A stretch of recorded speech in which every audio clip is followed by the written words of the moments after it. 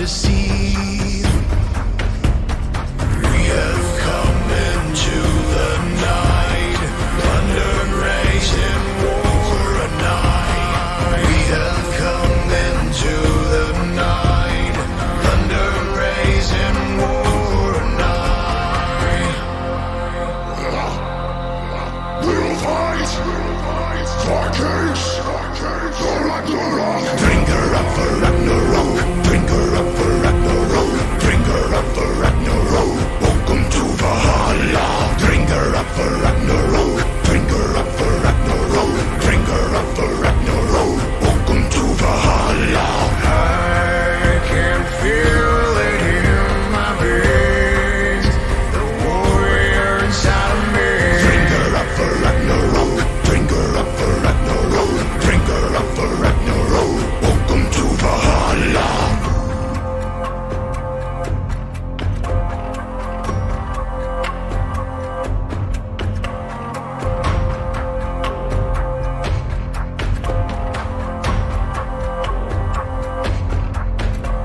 The sound of arms, fierce morality. Nightfall, the rain, and the silence leads.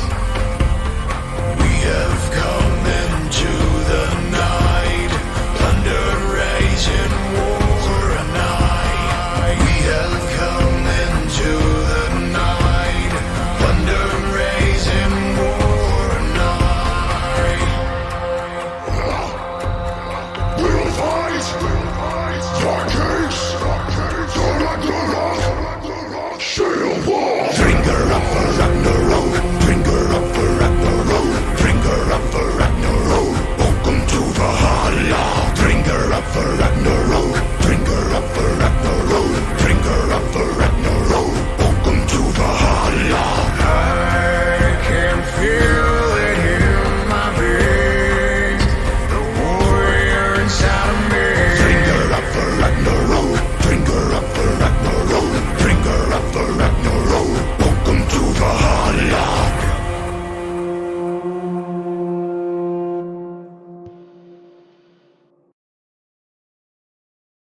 Welcome everyone to the Seer for Valhalla Esports. We're going into the finals on Sunday, so we'll be doing a quick look at the semifinals games. I'm joined by Boo. I'm Satan. How you doing? Good. How are you? Doing all right. Should be a short and sweet one, but we'll jump into the first series, which was Titan Gaming Mox against the Goat Kings. Both of these series were streamed, so if you missed any of them, go check them out. For draft number 1, Titan Gaming Mox grabbed Seraphine, Maokai, Silas, Lux, and Trundle. Goat Kings had Misfortune, Leona, Kane, Fizz, and Set. How you feeling about the lineups? The Goat Kings definitely picked a go in and go hard. They got the Leona, and if she lands everything, you have MF to just lay ult while everyone's stuck where they are. And then I always love a Kane pick, let's be honest. Gotta love the Kane pick. Yeah, had a lot of comfort picks. Had Salt on Set. A little different with Envy on the Fizz, but you see the Vigar was banned away, and he was looking to try and punish Bentage on the immobile AP. For Titan Gaming Mox, kind of super AP heavy, just Trundle bringing the AD, but ended up sending Silas into that top lane for Flame. But we'll just check out how the games went, where game number 1 went the way of Titan Gaming Mox. You see Sim Jim and Flame both having very good games, both with 16 kills. And I can get rid of that Lux. But well played to them. I would have liked to see a little more emphasis on some of the new MR items on the side of Goat Kings. Could have maybe helped with the heavy AP, but really once Sim Jim and Salt were really big, it made the game pretty hard.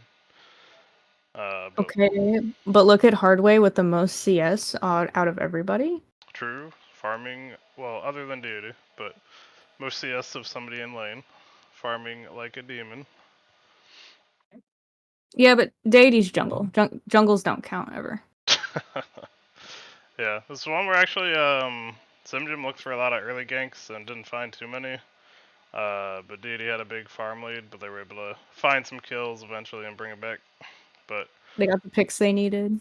rolling into draft number 2. This time Go Kings went blue side and grabbed Nyla, Tarek, Trundle, Malzahar, and Kane. And Titan Gaming Mox on the red side grabbed Misfortune, Maoka, Hecarim, Jax, and Xerath. How you feel about this lineup? It kind of looks like Titan Gaming went for that all-in comp, except this time instead of the Leona for CC, they have the Maokai. Yeah, getting a lot of picks they like this time. I know Vixper is comfortable on the MF. They had Blitzkrieg Pyro subbing now for the last 2 games he'll be their support. But he got that Maokai both games. He's very comfortable on that, so he was happy. Simjim we saw in the quarterfinals popped off on the Hecarim. And then Jax was just a very strong carry for top lane, along with the Xerath. That Bentage showed last season he was very good on in the finals. Was there his MVP champion? I believe it was one of his MVP champions. Go Kings going with a little shorter range and trying to take the Trundle for themselves. I think the Malzahar was a good idea, but the Xerath can kind of outrange it, so makes it a little less punishing as far as that mid lane. And then Trundle and the Jax is kind of rough. You can avoid the E and do some damage, but he will outscale you. But we'll see who won game number 2. And it went the game of Tight Game Mux, securing the semifinals victory and sending themselves to the finals. Congratulations to them. Vixper and Simjim this time having the big pop-off game, and Flame actually started off down in the early game, but got those items and scaled back into it. Started to have a pretty good game. Salt was doing a good job bullying in the early game though. And then Deity was kind of collecting shutdowns this game. I think 7 of his 8 kills were shutdowns, but couldn't quite get enough to make the difference for this one, unfortunately for them. But with that, we'll jump into the second series, which is Los Nomadas versus Bomba Bros. Here we see their game number 1.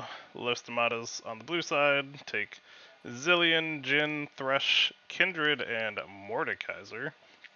A very stacked lineup for them.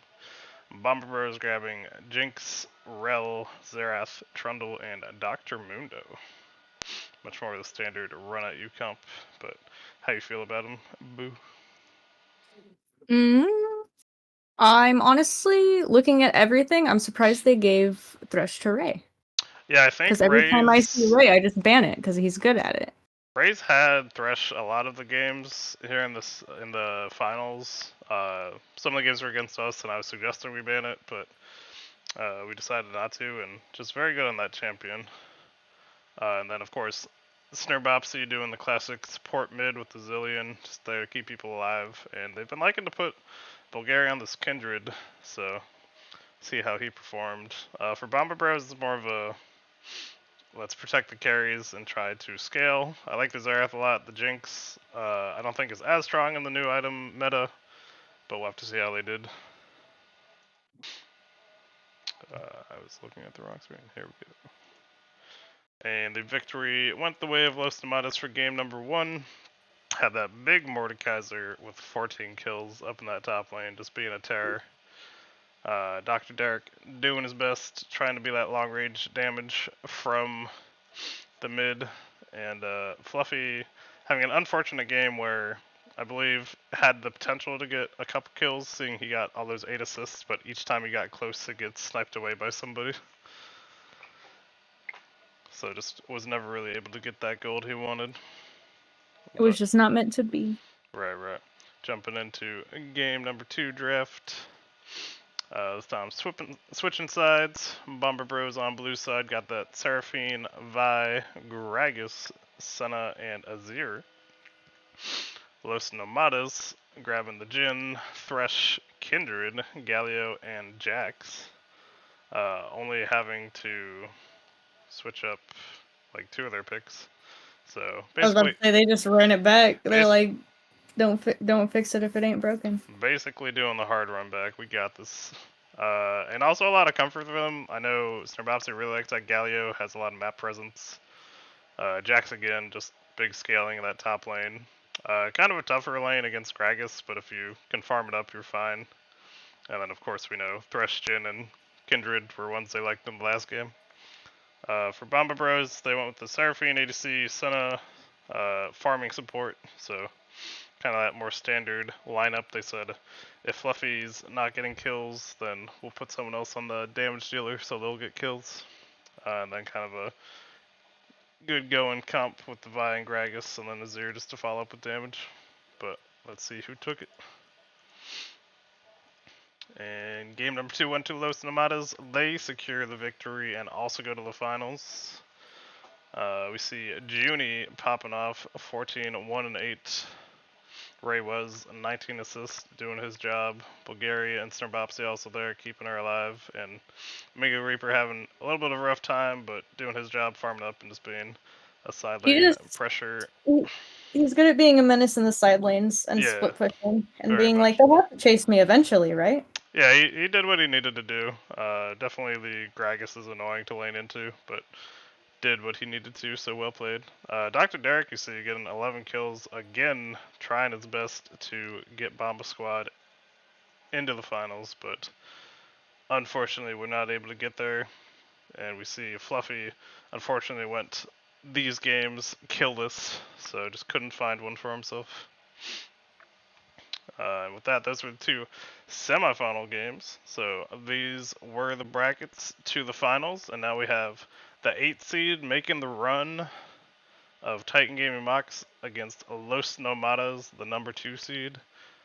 Playing, I believe, this Sunday. I haven't seen anything to say they're changing the day or time, so assume Sunday at 9. If they'd like to push it earlier, it will be a best of 5, so they could give themselves a little more time, not play into the early morning, but that'll be up to them. And make sure you come check it out. And thank you all for being here. Thank you, Boo, for casting with me. 9:30. Let's not do 9:30. Come on now. 9:30. You don't want to do 9:30? That's quitter talk. You're a coward. Let's do earlier than 9:30. Nah, because 9:30 is only 7:30. Yeah, for you. But thank you all for watching. We'll catch you next time. If you got primes, toss them our way. I know this one was short, but we'll definitely bring you the finals action in a couple days. 9:30 for Bolg. Who even cares about Bolg? Come on now. Yeah, true. Nobody likes Patty. Alright, we'll catch you all next time. Have a good night. Good night.